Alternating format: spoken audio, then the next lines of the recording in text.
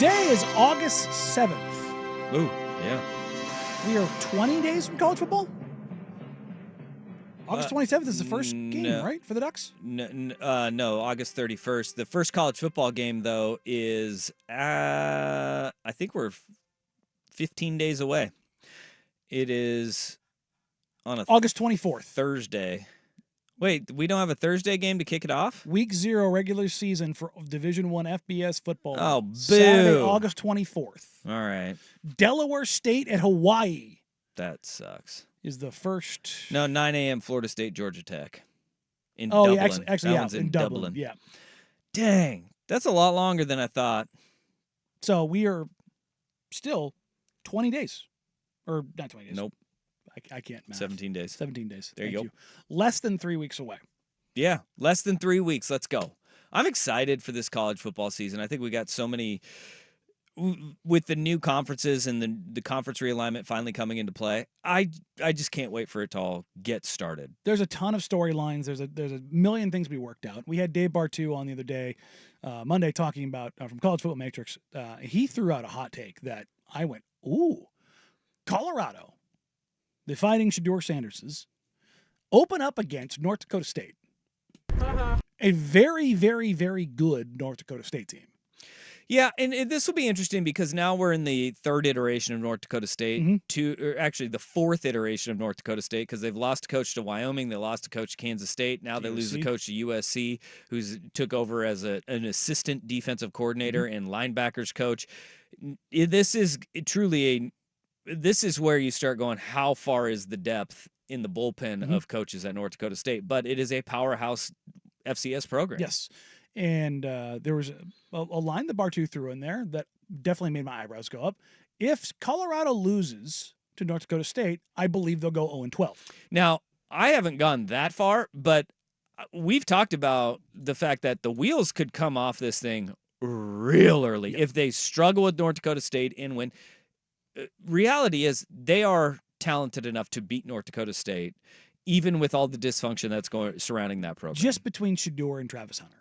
You have enough talent to win that game, but then you go, if that one is close, then you go on the road to Nebraska.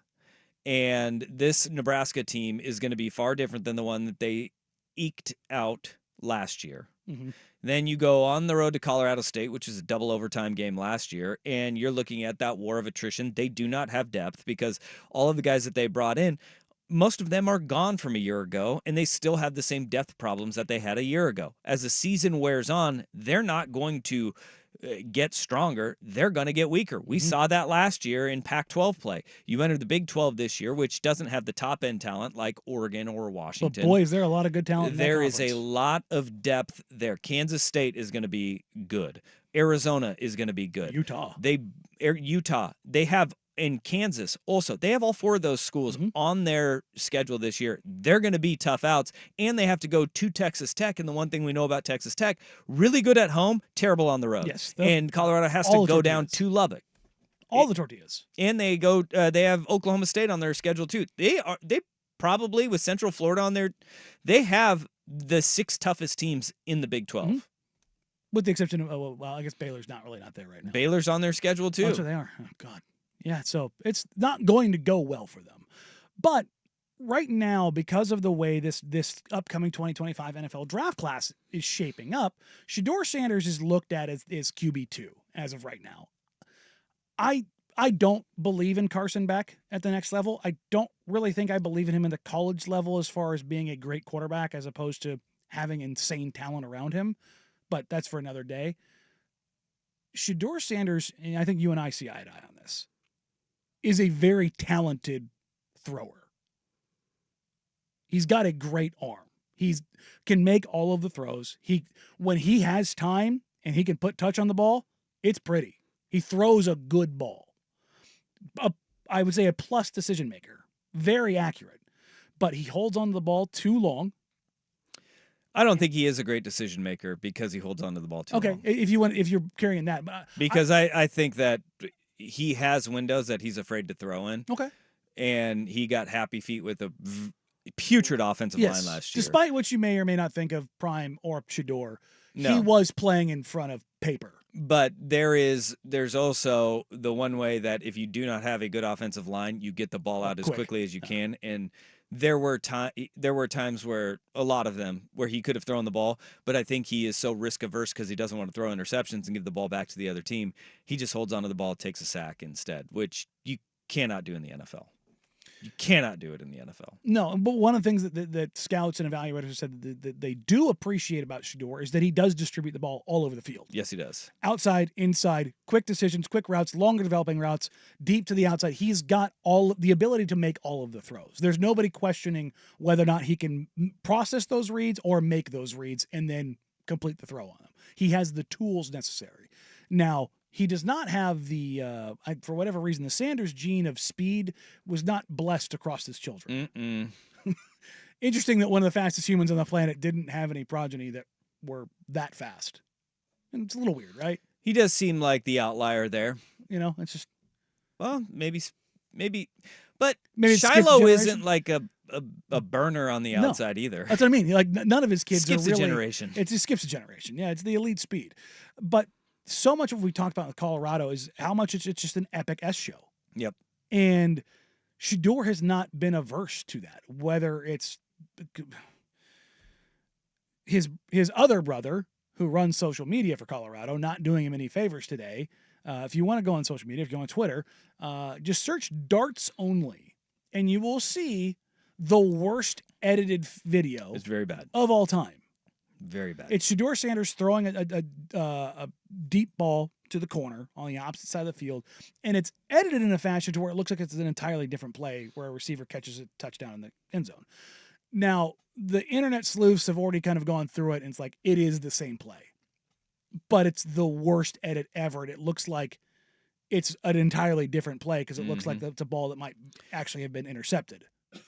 And now you have other universities that are making fun of it. Yeah, they are getting dragged for that one. You- It's really bad. There was video from the Big Ten of Dylan Raiola throwing what appeared to be like a little 5-yard drop off, and all of a sudden the next edit is a bomb 60 yards down. The best was Arkansas. Arkansas did one where they're just totally mocking Colorado Yes. in that the quarterback throws like a dig towards the middle of the field, and they edit it to be a high arcing long shot to the opposite sideline. It was great. Yeah. It was fantastic trolling by Arkansas. Look, everybody's going to take their shots at it. Yeah. And that's what's going to be interesting is how does Colorado, how does Shador Sanders, how does Deion Sanders, how do they all manage the expectations? How do they manage his development? How do they get him prepared to be an NFL quarterback? Because that's what Deion, he won't say it, but that's what this has been all about. Yeah. And look, he's doing a great job of leading the hype train behind him, but if the wheels fall off this year, that will be 2 years in a row.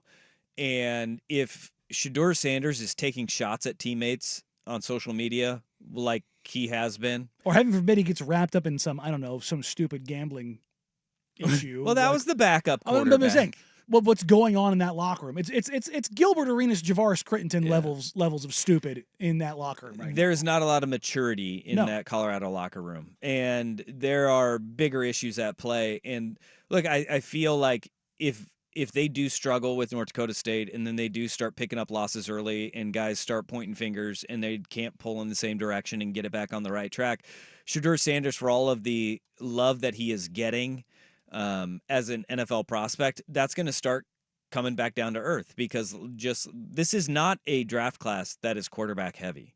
Like, if Carson Beck is the number one, I think that tells you why teams were so desperate. I mean, we can call it what it is. When you have 5 quarterbacks taken in the first 11 picks, they were all desperate to go and find a quarterback this year, because you look at next year's draft class and it's Carson Beck, Shador Sanders, Quinn Ewers is in that draft The class next as on the well. list is Connor Weigman at A&M.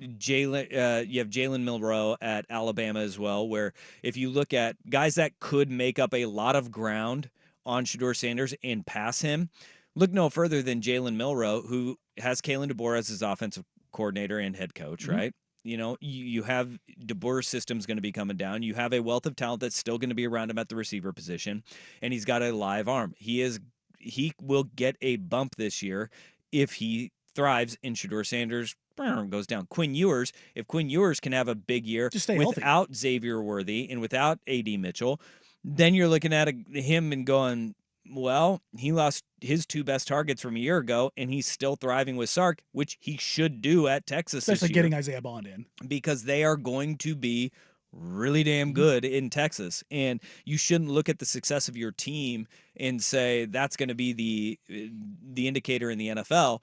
But if Shador continues to take sacks, holds onto the ball for too long, even that clip where, it was darts only, you saw him stutter in the pocket instead of slide up. He kind of ducks down, gets scared, and then holds onto the ball for too long and ends up popping it down the field. Like, those are things that get you killed in the NFL. And those are things that draft evaluators are going to look at. Shador has all of those tools. If that offensive line cannot give him happy feet back in the pocket, where there's not a quarterback alive that would be standing tall in a pocket in waiting to deliver a throw and knowing you're going to get hit if you have the O-line that Colorado has. Yeah. Not one in the country. No. Not a single one. But if you're not getting the ball out quicker this year and maybe taking a little bit more risk and showing your live arm that he does have, then you're going to see evaluators say, well, does he have it in the NFL level? Because you've got to be able to thread a needle, and you got to be willing to get the ball out quick if your offensive line isn't good. It's an interesting place to be. He still has to, this year and then to make the transition to the NFL. The book hasn't been written, but it's not a choose your own adventure by any means at this point. I think a guy too to keep an eye on is Jackson Dart at Ole Miss, because if they have a big year this year, he is very talented. No, he is. He is super talented. It took him 3 schools to figure it out, but he's figured it out. And I think Riley Leonard at Notre Dame, the Duke transfer, he got dinged up last year. He's more of like a bowling ball type. I'm interested to see what Riley Leonard brings to Notre Dame this year. I like him a lot. Yeah, unfortunately, he lost his left tackle for the year. Yep, that's not good. Problematic.